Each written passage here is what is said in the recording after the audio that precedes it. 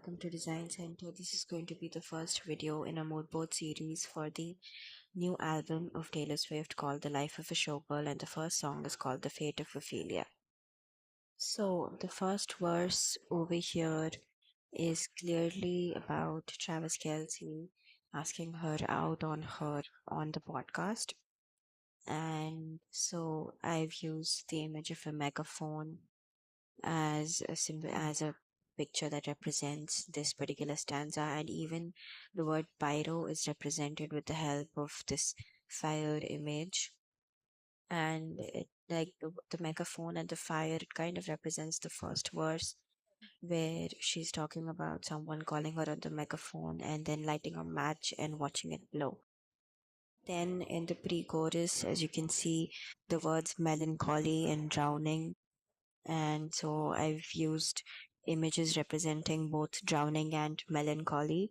And then I couldn't find any picture about loyalty, so I kind of just put the text on there. And then towards the end, she talks about lighting her sky up. So I've used a picture that represents that exact emotion.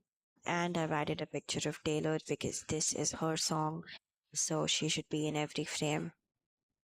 So the chorus is kind of light and dark in nature and in mood. So the first part of the chorus says that, it describes a person sitting alone in loneliness in a tower, while the person who loves the person, the other person, is honing their powers and honing their capabilities to ask this person out. And while this person might have been lying in a grave and might have been very sad and lonely and, crushed by situations, this person came and saved that person from the fate of Ophelia, who died in insanity because of love. The second part of the chorus is more light in nature and more happier in nature, wherein she talks about, uh, keeping it absolutely at your best anywhere in the world, on the land, sea, or the sky, and then pledging allegiance to, the happy vibes and your team, as in, it's an illusion, I think, to Travis Kelce playing football.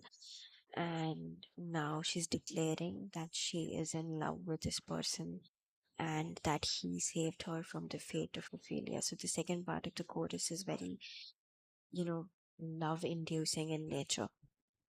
So the pictures I've used to represent the chorus on the left side are those pictures representing the sadder and the darker side of this paragraph.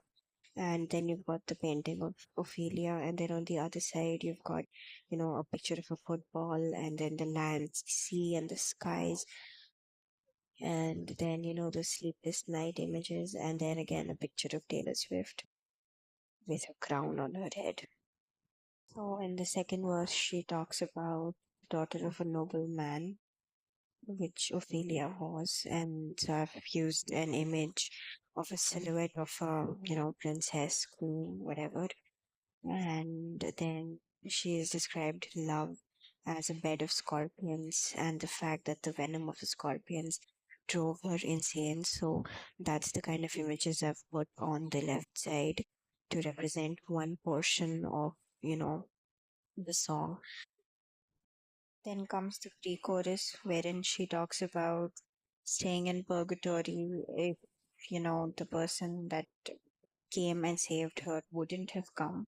So purgatory is a state where a person is, in a redemption mode, I think, and fixing their mistakes before going to heaven. I think that's what it means.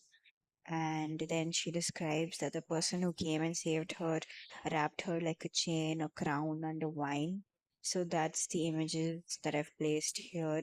And the last line says, pulling me into the fire. So the fire that was lit by the person who saved her, that's where he pulled her into and, saved her from the fate of Ophelia. So here comes the chorus again. The words are the same, but I've used different pictures to represent. Again, the first part, which is loneliness and being in a grave, but also the description of the person who came and saved her as, holding his powers. So you can see this picture of two hands. One is pulling the other, And then you can see these pictures of a city light, so that kind of represents the sleepless night. And then pledging, allegiance to the land, sea, and sky is the picture here. And then there's another picture of Taylor Swift once again. So here is the bridge of the song, the part which kind of concludes the storytelling of the song, where she talks about everything being locked in her memory and the person who saved her having key to those memories, and she's no longer drowning in loneliness and sadness, and she's no longer being deceived by an individual, and that's only because this person came and saved her. So I've used a picture of like a key, I've used a picture of drowning, I've used a quote, and her own picture, and then I've used this glittery life of a showgirl image, and I've kind of reduced the transparency to show the glittery, not the glittery, the happiness that is in her life, I think, which is also being explained through this song. So this was the last, chorus again of the song, and I didn't want to play the whole thing again and again due to copyright issues. So here again, I've used, another kind of pictures to represent this chorus. One is representing loneliness in the tower, and one is like honing your powers and then keeping it 100, that 100 emoji. And then the outro is like a conclusion that finally her heart is saved from the fate of Ophelia. And she is, really happy and joyous right now. So that was the end of the video of, the Moodboard series of the first song from The Life of a Showgirl, which is again called The Fate of Ophelia. And I will be making more videos, or I'll try to make more videos. And I hope you liked this one. And if you did, please like, comment, and subscribe to my channel. And thank you so much for watching.